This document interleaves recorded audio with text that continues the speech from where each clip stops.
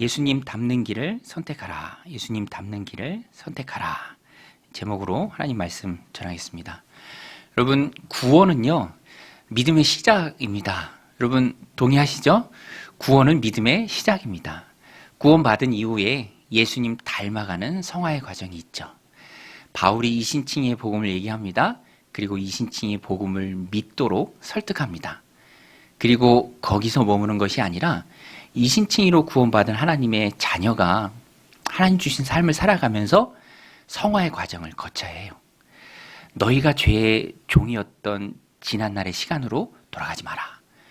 너희는 이미 구원받은 하나님의 자녀다. 의의 종이다. 그런데 왜 다시 그쪽으로 돌아가려 하느냐?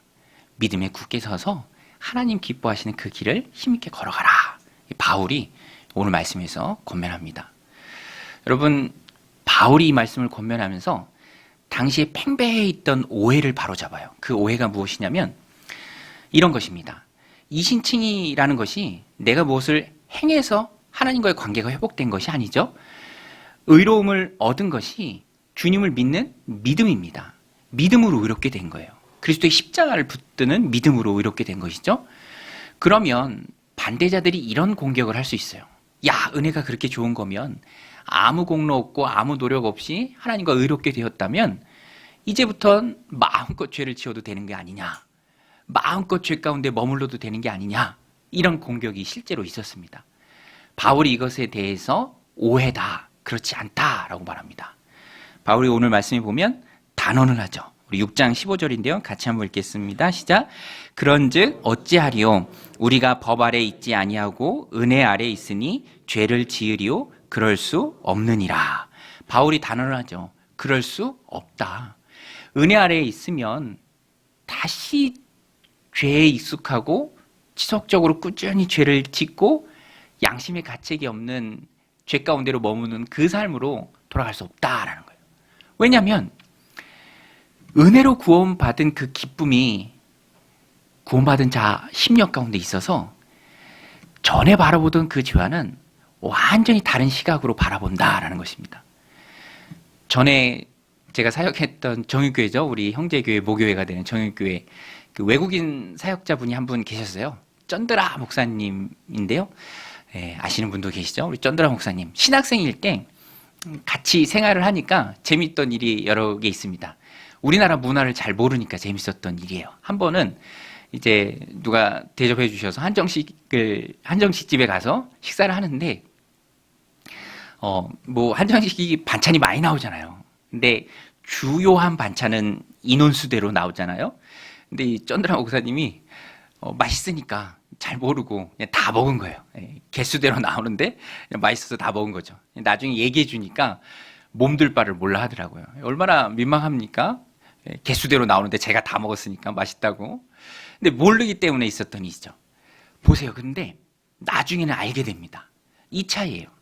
처음에는 몰라서 하지만 알게 된 후에는 그 행동이 어떤 행동인가를 알기 때문에 굳이 그렇게 행동하지 않는다라는 것이죠. 오늘 바울의 설명이 그거예요. 너희가 전에는 몰라서 죄 가운데 있었고 죄에 머물러 있었지만 이제는 이신칭의 믿음으로 하나님과의 관계가 회복되고 하나님의 자녀가 되었기 때문에 하나님의 안목으로 죄를 받아본다. 알고 나서 또 그렇게 행하지는 않는다. 지극히 상식적인 얘기를 바울이 합니다. 그리고 또 한 가지가 은혜의 감격이에요. 은혜의 감격. 여러분, 우리는 은혜의 감격이 있는 줄로 믿습니다. 그렇죠. 저도요, 얼마나 감사한지 몰라요. 하나님 자녀로 하나님 불러주셨고 또 사명을 맡겨주셨고 너무너무 감사하죠. 그 은혜의 감격이 구원받은 자 심령 가운데 있는데 그 감격을 제쳐두고 다시 지속적으로 양심의 가책 없이 죄를 짓는 그 삶으로 돌아갈 수 없다라는 겁니다. 돌아갈 수 없다. 만약에 누군가 은혜로 구원받은 이후에도 전혀 삶의 변화가 없이 지속적으로 연약해서 실수하는 거 빼고 지속적으로 꾸준히 죄 가운데 어둠 가운데 머물러 있다면 그 사람은 아직 은혜 가운데 들어오지 못한 사람이에요. 은혜를 알고 감격을 얻고 또 하나님의 이 안목이 있음에도 불구하고 계속 죄 가운데 머물러 있을 수는 없다라는 거예요. 바울이 지금 이 말씀을 하고 있는 것입니다. 유다서에서도 이렇게 말합니다. 이는 가만히 들어온 사람 몇이 있습니다. 그들은 옛적부터 이 판결을 받기로 미리 기록된 자니 경건하지 아니하여 우리 하나님의 은혜를 도리어 방탕한 것으로 바꾸고 홀로 하나이신 주제 곧 우리 주 예수 그리스도를 부인하는 자니라. 은혜 안에 들어왔다라고 착각을 하는 것이지 원래는 아직 은혜에 못 미친 자들이다라는 거예요. 유다서가 그것을 말합니다. 그래서 우리는요, 우리의 삶을 봐야 합니다. 두렵고 떨리는 마음으로 돌아봐야 돼요. 내 몸이 어디 있는지, 내가 무엇에 순종하는지, 믿는 것에 합당한 삶이 따라오고 있는지 내 삶을 돌아봐야 합니다. 오늘 말씀에서도 사도 바울은 의식적으로 순종을 강조해요. 16절 말씀인데요. 같이 한번 읽겠습니다. 시작. 너희 자신을 종으로 내주어 누구에게 순종하든지 그 순종함을 받는 자의 종이 되는 줄 너희가 알지 못하느냐. 혹은 죄의 종으로 사망에 이르고 혹은 순종의 종으로 의에 이르느니라. 믿음과 행위는 본질상 같은 면이 있습니다. 믿고 그 믿음에 합당한 삶이 따라오는 거예요. 믿는다라고는 말하지만 믿는 바 합당한 삶이 여전히 따라오지 않고 그 시간이 길어진다면 그것은 다시 한번 점검해야 될 필요가 있죠. 그래서 바울은 의도적으로 순종과 의를 함께 얘기합니다. 순종이 의에 이르는 길이에요. 죄에 순종하면 죄에게 자신을 내어주는 종이 되는 것이죠. 의에 순종하면 의의 종이 되는 것입니다. 무엇에 순종하는가? 무엇에 내 몸을 드린가? 내 몸이 어디 있는가? 그것이 우리의 믿음이 참임을 증명합니다. 바울은 이것을 전달하는 거예요. 애씁니다. 설득하는 거예요. 너희가 전에 죄의 종이었고 지금은 의의 종이고 하나님의 자녀고 이신칭의로 하나님의 백성이 되었는데 왜 다시 회귀 본능처럼 죄의 길을 걸어가려고 하느냐. 구원받은 하나님의 백성은 성화의 길을 걸어가야 한다. 성숙하고 자라가야 한다. 그리스도의 장성한 분량까지 에베소서에서 말씀하고 있는 것처럼 자라가야 한다. 바울이 이것을 말하고 있습니다. 그래서 오늘 본문은 선택을 말해요. 선택의 순간이 우리가 인생을 살아가면서 참 많이 있죠. 선택을 잘해야 합니다. 좋은 선택을 해야 돼요. 제 아내도요, 전에 침대에서 자야 한다고 침대 노래를 불렀어요. 제가 그랬죠. 당신은 허리가 안 좋으니까 좀 단단한 걸로 사야 된다. 그렇게 얘기를 했는데 좀 잘못 산 거예요. 그래서 산지 얼마 안 됐는데 침대가 너무너무 허리를 아프게 한다고 요새 또 다시 매트리스를 알아보고 있어요. 저렴한 거 알아보고 있죠. 세상에서도 일상생활에서도 그런 카피도 있잖아요. 순간의 선택이 10년을 좌우한다. 그래요. 그래서 지금 제 아내가 굉장히 지금 낮아졌습니다. 제 눈치 막 보면서 침대 매트리스를 어떻게든 바꿔야 하기 때문에 우리 인생도 그러할진데 내 영혼의 선택, 구원받은 이후에 내가 주님을 닮아가는 그 선택, 하나하나의 그 선택이 얼마나 중요합니까? 지금 이면적으로 바울의 간절함이 그거예요. 너희는 구원받은 하나님의 자녀다. 은혜 받았다고 해서 은혜로 구원받았다고 해서 죄 가운데 그대로 머물러 있어도 된다라는 생각은 아주 잘못된 생각이다. 바울이 그것을 힘써서 말하는 것입니다. 우리가 하나님 주신 인생을 살아가면서 선택을 잘해야 하는데요. 선택을 잘하는 방법, 오늘 본문이 두 가지로 말합니다. 아주 단순해요. 첫 번째는 신분을 기억하라라는 거예요. 신분을 기억하라. 우리 한번 따라서 해보겠습니다. 신분을 기억하라. 여러분, 우리의 신분이 무엇입니까? 하나님의 자녀예요. 하나님의 자녀예요. 저는 목회자입니다. 영혼을 섬기는 목사죠. 그 신분을 기억할 때 하나님 부르심에 합당한 삶을 선택할 수 있습니다. 믿음의 성화의 과정을 걸어갈 수 있어요. 오늘 본문에서도 바울이 말합니다. 17절, 18절 같이 한번 읽겠습니다. 시작. 하나님께 감사하리로다. 너희가 본래 죄의 종이더니 너희에게 전하여 준 바 교훈의 본을 마음으로 순종하여 죄로부터 해방되어 의에게 종이 되었느니라. 바울은 이것을 감사해요. 너희가 전에는 죄의 종이었지만 지금은 의의 종이다. 의의 종이다. 그래서 우리가 믿음의 선택을 할 수 있는 비밀은 우리의 신분을 단 한순간도 잊지 않는 거예요. 그리고 내가 받은 구원의 가치를 깨닫는 것입니다. 허무한데 시간을 보내던 우리를 주님이 선택하시고 자녀 삼아주시고 공동체로 불러주시고 하나님이 예배하게 하시고 기도할 때 응답하시고 천국의 소망을 갖게 하신 그 하나님의 은혜 받은 우리가 얼마나 귀합니까? 더없이 주님 앞에 충성하고 선택을 잘해야죠. 부르심이 합당한 삶을 우리가 살아야 합니다. 저도요, 제 안에 감사가 늘 커지는 것을 요새 참 많이 느끼고 있어요. 그제 친척들 모여서 얘기하는데도 저희 사촌들이랑 신앙생활 같이 했는데 사촌 형님이 얼핏 그런 얘기를 하세요. 얼핏. 그런 것만 기억에 남나 봐요. 제가 청소년 시절에 교회 좀 안 가려고 하고 막 빠지려고 하고 그랬던 것. 그런 것만 기억하면서 말씀을 하세요. 야, 참 선지자가 고향에선 존경을 못 받는구나. 이번에도 좀 철저히 깨달았는데 근데 또 뒤집어서 얘기하면 그 말이 하나도 틀린 게 없어요. 사실이죠. 그러니까 저는 제 삶을 보면서 너무너무 감사해요. 제 후배는 저한테 그래요. 난 진짜 형을 보면 하나님의 살아계심을 느껴. 근데 그게 꼭 칭찬은 아니더라고요. 근데 되짚어 보면 정말 하나님이 살아계시고 내 삶 가운데 구원을 베푸시고 얼마나 귀합니까? 목회자로 세워주시고 영혼들을 위해서 기도하게 하시고 그런 것을 생각하면 신분을 생각하면 하나님 부어주신 은혜를 생각하면 우리가 하나님 주신 삶 가운데 성화의 길을 걸어가야죠. 믿음으로 좋은 선택을 해야 합니다. 제 중심에 하나님 부어주신 책임감이 있어요. 제가 9월달, 10월달 사랑하는 귀한 성도님들 가정 기도 제목 받고 그거 가지고 기도원 가서 기도했거든요. 기도가 그렇게 잘 돼요. 제가 칼럼에서도 썼는데 기도 의자라는 것도 발견했고요. 또 기도 책상도 좋은 게 있더라고요. 그리고 기도의 시간이 늘어나면서 남는 건 하나님 앞에 기도한 시간밖에 없다. 그리고 광부의 마음으로 성도님들이 깨알같이 적어주신 그 문구를 읽다 보면 그 간절함이 전달이 됩니다. 그리고 어떤 형편이 있는지 행간에 그 이면에 있는 것을 느껴요. 그리고 그 중심에 담임 목사로서의 책임감이 있죠.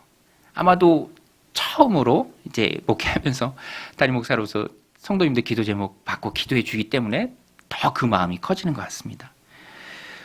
하나님 주시는 귀한 신분에 대한 감사함, 그것이 우리로 하여금 옳은 길을 가게 합니다. 믿음 안에 묶어둡니다.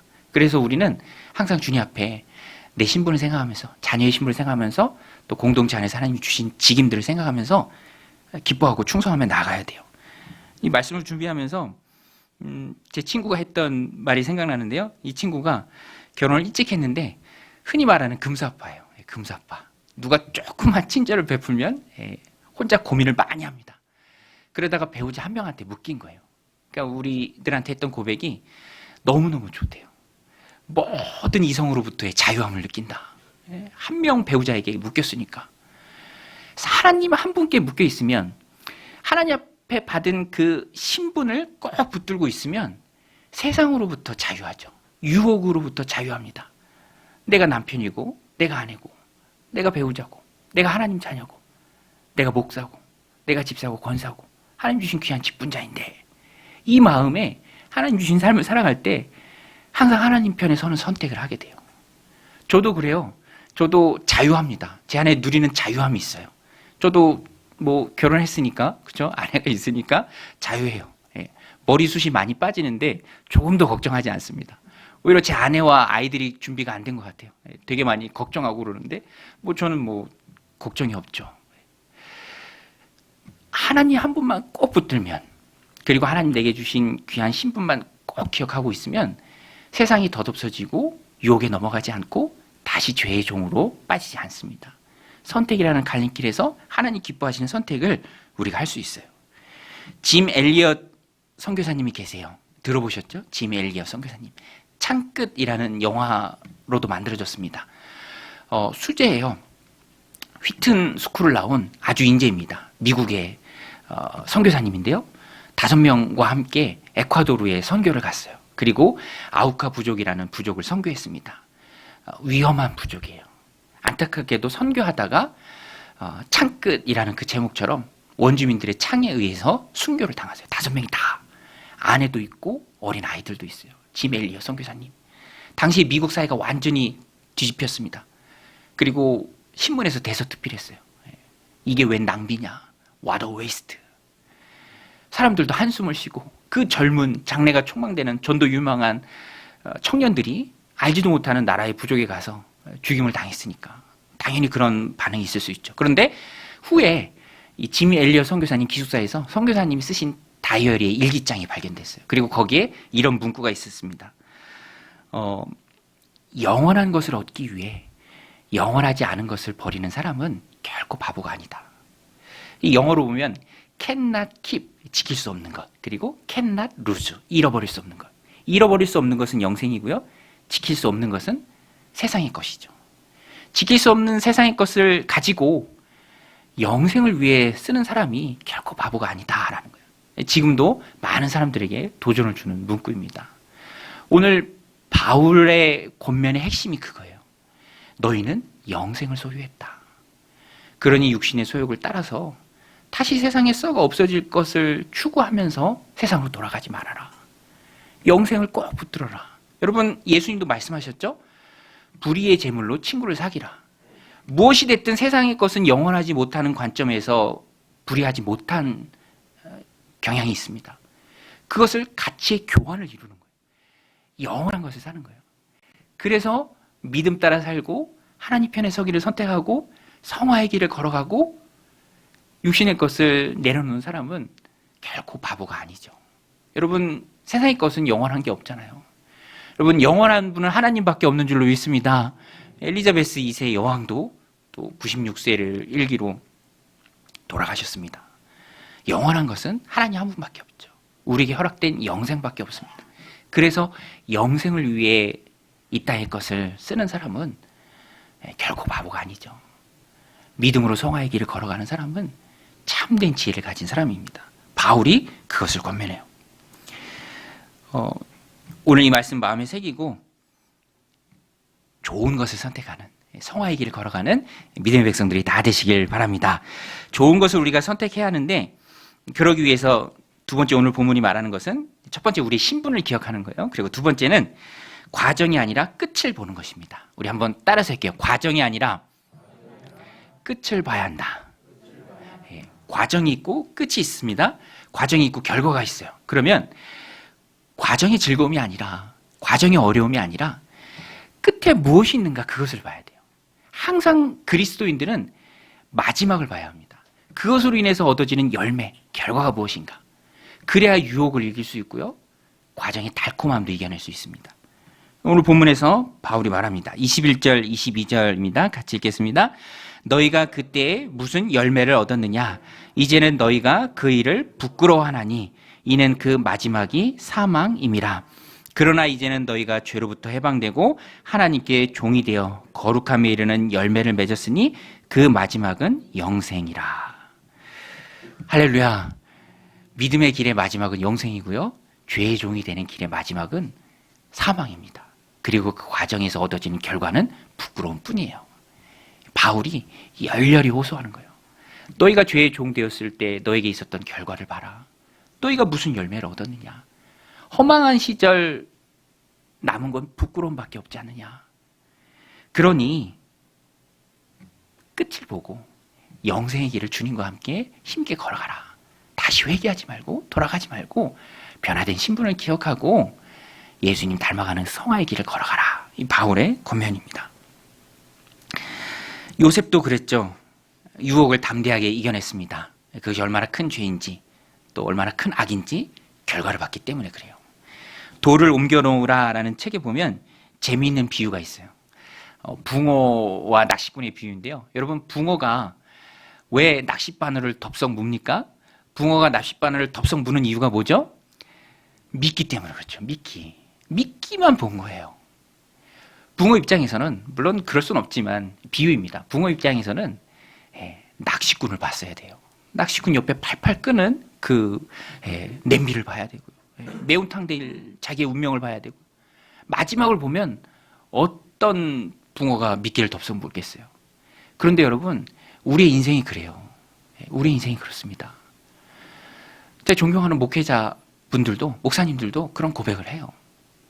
하나님이 부어주시는 은혜가 이렇게 귀한데 왜 미끼를 덥석 물어서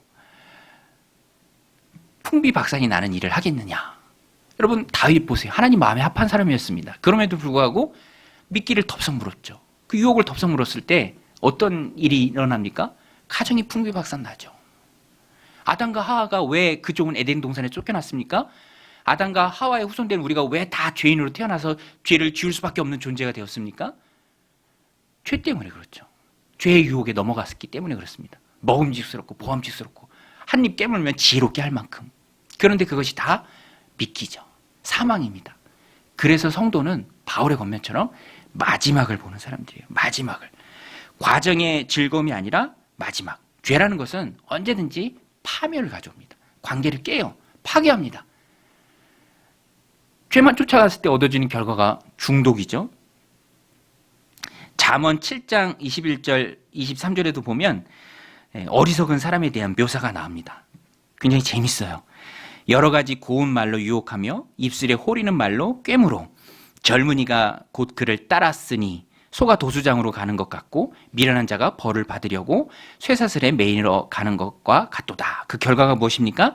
필경은 화살이 그 간을 뚫게 되리라. 새가 빨리 그물로 들어가되 그의 생명을 잃어버릴 줄 알지 못함과 같으니라. 지혜로운 성도는요, 그래서 항상 마지막을 봐야 합니다. 죄의 종이 되는 그 길 마지막에는 사망이 있는 거예요.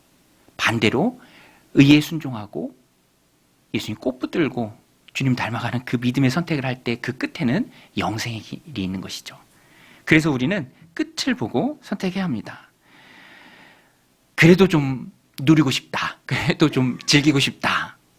제가 중등부 아이들한테 전에 이 말씀 전할 때 솔로몬 비유도 해줬어요. 여러분 솔로몬 아시죠? 솔로몬은 인간이 즐길 수 있는 모든 부귀, 영화, 즐거움, 세상 쾌락 다 즐긴 사람입니다. 온갖 것을 다 즐긴 사람이에요.